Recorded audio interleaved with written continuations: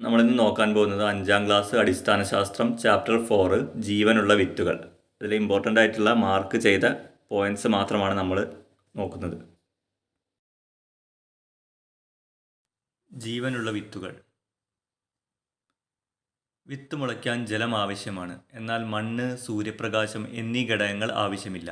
ജലത്തിനു പുറമെ വായു, അനുയോജ്യമായ താപനില എന്നിവയും വിത്ത് മുളയ്ക്കാൻ ആവശ്യമാണ്. വ്യത്യസ്ത വിത്തുകൾ മുളയ്ക്കാനെടുക്കുന്ന സമയവും അനുയോജ്യമായ താപനിലയും വ്യത്യസ്തമാണ്. ഹൈഡ്രോപോണിക്സ്. മണ്ണില്ലാതെയും സസ്യങ്ങൾ വളർത്തുന്ന നൂതന രീതിയാണ് ഹൈഡ്രോപോണിക്സ്. ഈ കൃഷിരീതിയിൽ മണ്ണിന് പകരം പോഷകലായനിയിൽ സസ്യങ്ങൾ വളർത്തുകയാണ് ചെയ്യുന്നത്. ചെടികൾ ആഹാരം നിർമ്മിക്കുന്നത് ഇലകളിലാണല്ലോ. വിത്ത് മുളച്ച് ഇലയുണ്ടാകുന്നത് വരെ ചെടിക്കുള്ള ആഹാരം ലഭിക്കുന്നത് ബീജപത്രത്തിൽ നിന്നാണ്. ചോളത്തിൽ ഒരു ബീജപത്രം മാത്രമാണുള്ളത്. ബീജപത്രത്തോട് ചേർന്ന് കാണുന്ന ഭാഗമാണ് ബീജാന്നം. ഒരു ബീജപത്രം മാത്രമുള്ള സസ്യങ്ങളിൽ വിത്ത് മുളച്ച് ഇലയുണ്ടാകുന്നത് വരെ ചെടിക്ക് ഉള്ള ആഹാരം ലഭിക്കുന്നത് ബീജാന്നത്തിൽ നിന്നാണ്. ഈ ചിത്രത്തിൽ കാണിച്ചിരിക്കുന്നുണ്ടല്ലേ ബീജപത്രം. ഇതാണ് ബീജപത്രം. പിന്നെ ബീജാന്നം എന്ന് പറയുന്നത് ഇതാണ്. ഇനി വിത്ത് മുളയ്ക്കൽ. വിത്ത് കുതിർന്ന് പുറന്തോട് പൊട്ടുന്നു. ആദ്യം ബീജമൂലവും പിന്നീട് ബീജശീർഷവും പുറത്തു വരുന്നു. ബീജമൂലം ചെടിയുടെ വേരായി മാറുന്നു. ബീജശീർഷം തണ്ടും ഇലയുമായി മാറുന്നു. പൂർണ്ണ തോതിൽ പ്രകാശ സംശ്ലേഷണം നടക്കുന്നതുവരെ ബീജപത്രത്തിലോ ബീജാന്നത്തിലോ കരുതി വെച്ച ആഹാരമാണ് വളർന്നു വരുന്ന സസ്യം ഉപയോഗിക്കുന്നത്. ബീജമൂലവും ബീജശീർഷവും പുറത്തു വരുന്നു. ബീജമൂലം ചെടിയുടെ വേരായിട്ട് മാറുന്നു. ബീജശീർഷം തണ്ടും ഇലയുമായി മാറുന്നു. മാതൃസസ്യത്തിൽ നിന്നും പല സ്ഥലങ്ങളിലേക്ക് വിത്തുകൾ എത്തപ്പെടുന്നതാണ് വിത്ത് വിതരണം. ഇനി വിത്ത് വിതരണം എന്തിന്? ഒരു സസ്യത്തിൻ്റെ വിത്തുകളെല്ലാം അതിൻ്റെ ചുവട്ടിൽ തന്നെ വീണ് മുളയ്ക്കുകയാണെങ്കിൽ അവയ്ക്കെല്ലാം വളരാൻ ആവശ്യമായ മണ്ണ്, വെള്ളം, സൂര്യപ്രകാശം, ധാതുലവണങ്ങൾ എന്നിവ ലഭിക്കില്ല. അതിനാൽ വിത്തുകൾ പല സ്ഥലങ്ങളിലേക്ക് വിതരണം ചെയ്യപ്പെടേണ്ടതുണ്ട്. വിവിധ സസ്യങ്ങൾ ഒരു പ്രദേശത്ത് കാണപ്പെടുന്നതും ഒരു സസ്യം വിവിധ പ്രദേശങ്ങളിൽ കാണപ്പെടുന്നതും ഇതുമൂലമാണ്. വിത്ത് വിതരണത്തിനുള്ള അനുകൂലനങ്ങൾ. വെള്ളത്തിലൂടെ ഒഴുകിപ്പോകുന്നതിന് തേങ്ങയ്ക്കുള്ള അനുകൂലനങ്ങൾ. കണ്ടില്ലേ, കുറച്ച് ദിവസങ്ങൾ വെള്ളത്തിൽ കിടന്നാലും ചീഞ്ഞു പോവില്ല. അതിന് അനുകൂലമായ ഘടകങ്ങളാണ് പറയുന്നത് തേങ്ങയ്ക്കുള്ള. പിന്നെ തൊണ്ടിൽ വായു നിറഞ്ഞു നിൽക്കുന്നതുകൊണ്ട് വെള്ളത്തിൽ പൊങ്ങിക്കിടക്കും. ഇനി അതുപോലെ അപ്പൂപ്പന്താടി കാറ്റിൽ പറക്കുന്നത് വിത്ത് വിതരണത്തിൻ്റെ ഒരു രീതിയാണ്, കാറ്റിൽ പറക്കുക. ഇനി അടുത്തത് പാകമാകുമ്പോൾ പൊട്ടിത്തെറിച്ച് വിത്ത് വിതരണം ചെയ്യുന്ന ഏതെല്ലാം സസ്യങ്ങൾ നിങ്ങൾക്കറിയാം? റബ്ബർ, കാശിത്തുമ്പയൊക്കെ പാകമാകുമ്പോൾ പൊട്ടിത്തെറിച്ച് വിത്ത് വിതരണം ചെയ്യുന്ന സസ്യങ്ങളാണ്. ഇനി ഇലയിലേക്ക് ജലം എത്തിക്കുന്നതും ഇലയിൽ നിന്ന് ആഹാരം കൊണ്ടുപോകുന്നതും ഈ ഭാഗങ്ങൾ വഴിയാണ്.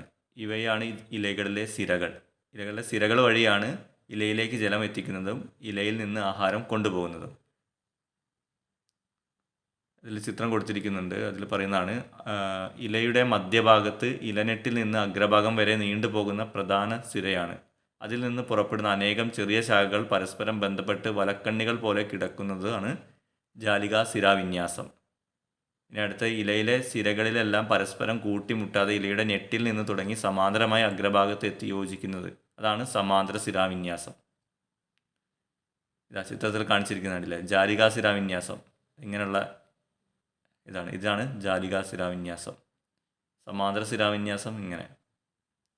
പ്ലാവിൻ്റെ ഇലയൊക്കെ ജാലികാസിരാവിന്യാസത്തിന് ഉദാഹരണമാണ്. പിന്നെ മുളയുടെ ഇല സമാന്തര സിരാവിന്യാസം.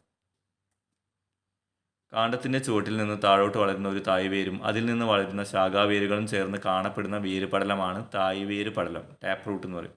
മാവ്, പ്ലാവ് തുടങ്ങിയവയിൽ തായ്വേര് പടലം കാണാം. കാണ്ഡത്തിൻ്റെ ചുവട്ടിൽ നിന്ന് വളരുന്ന നാരുകൾ പോലെയുള്ള ധാരാളം വേരുകൾ ചേർന്ന വേരുപടലമാണ് നാരുവേര് പടലം, ഫൈബ്രസ് റൂട്ട് സിസ്റ്റം എന്ന് പറയും. പുൽവർഗത്തിൽപ്പെട്ട സസ്യങ്ങളിൽ നാരുവേര് പടലമാണ് ഉള്ളത്. സാധാരണയായി ബീജമൂലം വളർന്നാണ് വേരുകളായി മാറുന്നതെങ്കിൽ തണ്ടിൽ നിന്നും ശിഖരങ്ങളിൽ നിന്നും ചില വേരുകൾ ഉണ്ടാകുന്നുണ്ട്. താങ്ങുവേര്, പൊയ്ക്കാൽ വേര്, പറ്റുവേര് എന്നൊക്കെയാണ് ഇവ അറിയപ്പെടുന്നത്. കണ്ടൽ ചെടിയിൽ കാണുന്ന പ്രത്യേകതരം വേരുകളാണ് ശ്വസന വേരുകൾ. ഈ വേരിൻ്റെ അഗ്രഭാഗം മണ്ണിൽ നിന്ന് അന്തരീക്ഷത്തിലേക്ക് ഉയർന്നു നിൽക്കും. വാതക വിനിമയത്തിന് സഹായിക്കുന്നത് കൊണ്ട് ഇവ ശ്വസന വേര് എന്നറിയപ്പെടുന്നു. എന്താണ് ഇവിടെ പറഞ്ഞിരിക്കുന്നത്? സാധാരണയായി ബീജമൂലം വളർന്നാണ് വേരുകളായി മാറുന്നത്. ഇവിടെ തണ്ടിൽ നിന്നും ശിഖരങ്ങളിൽ നിന്നും ചില വേരുകൾ ഉണ്ടാകുന്നുണ്ട്. ഇത്തരം വേരുകളാണ് താങ്ങുവേര്, പൊയ്ക്കാൽ വേര്, പറ്റുവേര് എന്നൊക്കെ അറിയപ്പെടുന്നത്. ഇനി കണ്ടൽ ചെടിയിൽ കാണുന്ന പ്രത്യേകതരം വേരുകളാണ് ശ്വസന വേരുകൾ. ഇവ വേരിൻ്റെ അഗ്രഭാഗം മണ്ണിൽ നിന്ന് അന്തരീക്ഷത്തിലേക്ക് ഉയർന്നു നിൽക്കും. ഇത് വാതക വിനിമയത്തിന് സഹായിക്കുന്നത് കൊണ്ടാണ് ശ്വസന വേര് എന്നറിയപ്പെടുന്നത്. ഇനി താങ്ങുവേര് കണ്ടില്ലേ, ഇതാണ് താങ്ങുവേരുകൾ. പൊയ്ക്കാൽ വേര് എന്ന് പറയുന്നത് ഇതാ, പറ്റുവേര്, പിന്നെ ശ്വസന വേരുകൾ. ഒരു ബീജപത്രം മാത്രമുള്ള സസ്യങ്ങളെ ഏകബീജപത്ര സസ്യങ്ങൾ എന്ന് പറയുന്നു. 2 ബീജപത്രങ്ങളുള്ള സസ്യങ്ങളെ ദ്വിബീജപത്ര സസ്യങ്ങൾ എന്ന് പറയുന്നു. നാരുവേര് പടലം, ശിഖരങ്ങളില്ലാത്ത തണ്ട്, സമാന്തര ശിരാവിന്യാസമുള്ള ഇലകൾ എന്നിവ ഏകബീജപത്ര സസ്യത്തിൻ്റെ സവിശേഷതകളാണ്. ഏകബീജപത്ര സസ്യത്തിൻ്റെ സവിശേഷതകൾ എന്തൊക്കെയാണ്? നാരുവേര് പടലം, ശിഖരങ്ങളില്ലാത്ത തണ്ട്, സമാന്തര ശിരാവിന്യാസം എന്നിവ ഏകബീജപത്ര സസ്യത്തിൻ്റെ സവിശേഷതകളാണ്. തായ്വേര് പടലം, ശിഖരങ്ങളോട് കൂടിയ തണ്ട്, ജാലികാ ശിരാവിന്യാസമുള്ള ഇലകൾ എന്നിവ ദ്വിബീജപത്ര സസ്യങ്ങളുടെ പ്രത്യേകതകളാണ്. ദ്വിബീജപത്ര സസ്യങ്ങളിൽ നാരുവേര് പടലം, ശിഖരങ്ങളില്ലാത്ത തണ്ട്, സമാന്തര ശിരാവിന്യാസമുള്ള ഇലകൾ എന്നിവ ഏകബീജപത്ര സസ്യത്തിൻ്റെ സവിശേഷതയാണ്. തായ്വേര് പടലം, ശിഖരങ്ങളോട് കൂടിയ തണ്ട്, ജാലികാ ശിരാവിന്യാസമുള്ള ഇലകൾ എന്നിവ ദ്വിബീജപത്ര സസ്യങ്ങളുടെ പ്രത്യേകതകളാണ്. വേരും ഇലയും തമ്മിൽ ഇത്തരത്തിലുള്ള ബന്ധം കാണിക്കാത്ത ചില സസ്യങ്ങളും നമ്മുടെ ചുറ്റുപാടിൽ കാണാൻ കഴിയും. അതിനുദാഹരണമാണ് ചേമ്പ്, ചേന. വേരും ഇലയും തമ്മിൽ യാതൊരു ബന്ധവും കാണിക്കാത്ത സസ്യങ്ങൾ. അതിനുദാഹരണമാണ് ചേമ്പ്, ചേന. പല പ്രദേശങ്ങളിലും മുമ്പുണ്ടായിരുന്നത് ഇപ്പോൾ എണ്ണത്തിൽ കുറവ് വന്നിട്ടുള്ളതുമായ സസ്യങ്ങൾ അതാണ് മുള്ളിലം, തുമ്പ. ഇവയൊക്കെ മുമ്പ് ഉണ്ടായിരുന്ന സസ്യങ്ങളാണ്. ഇപ്പോൾ ഇതിൻ്റെ കുറവ് വന്നിട്ടുണ്ട് ഈ സസ്യങ്ങൾ. ജീവികൾ എണ്ണത്തിൽ കുറഞ്ഞ അവ ഭൂമിയിൽ നിന്ന് ഇല്ലാതാകുന്നതാണ് വംശനാശം. ജീവികളുടെ സ്വാഭാവിക ആവാസം നശിക്കുന്നതാണ് ഇതിനൊരു കാരണം. സ്വാഭാവിക ആവാസങ്ങൾ സംരക്ഷിക്കേണ്ടത് ജീവികളുടെ എല്ലാം നിലനിൽപ്പിന് ആവശ്യമാണ്.